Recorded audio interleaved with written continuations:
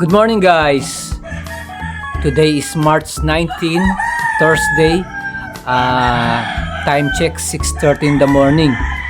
Bali guys, itutur ko kayo sa project na community garden ni Kapitan Jun Sayo ng Parulan, Plaridel, Bulacan.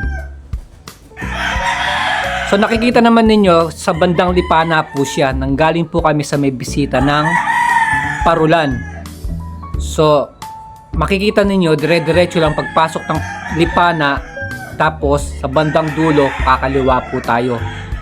Ito pong community garden na to ay project ni Kapitan Jun Sayo, which is nakakatulong sa komunidad ng mga Paruleño. Pagka mayroon na pong na-harvest, kanila pong ipinamimigay sa mga bahay-bahay yung kanilang mga na-harvest na mga gulay kagaya ng talong, kamatis, sitaw, sile. Kaya napakalaking bagay po ng ginawang project ni Kapitan Jun Sayo na community garden. Halina po't samahan niyo ako.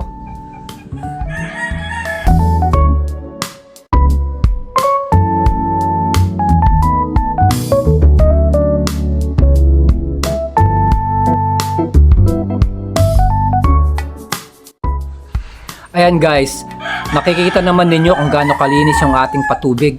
Palagi pong na-maintain yan nila Kapitan na linisin ng ating patubigan. Kaya po sana wag po tayo magtatapon basta-basta ng ating mga basura sa ating patubig.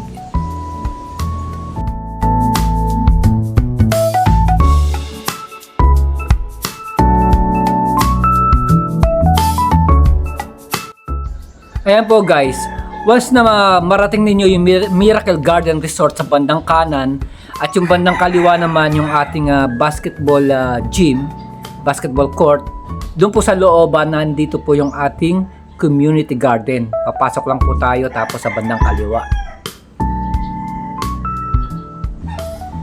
So guys, ayan, pagdating namin dito, nandito na yung mga volunteer ng barangay. Sila po yung mga nagme-maintain, nagtatanim dito, naglilinis dito sa community garden. So 6:30 kami dumating, ibig sabihin napakaaga nila rito sa ating community garden.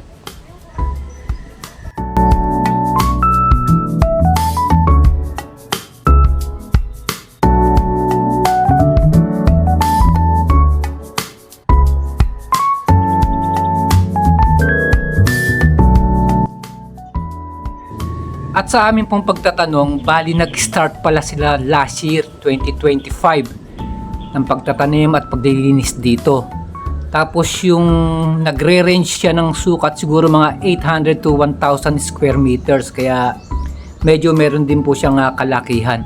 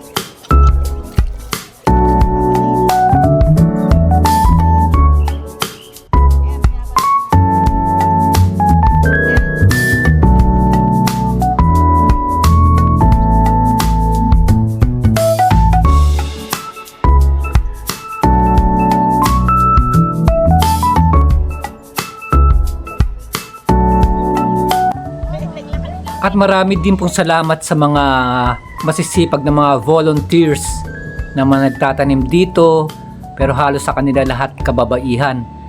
Sabi ko nga sa kanila, wala bang lalaki na nagbubuhat dyan ng mga pataba or tumutulong sa inyo pagka mga heavy jobs? Sabi nila kayang-kaya naman daw nila.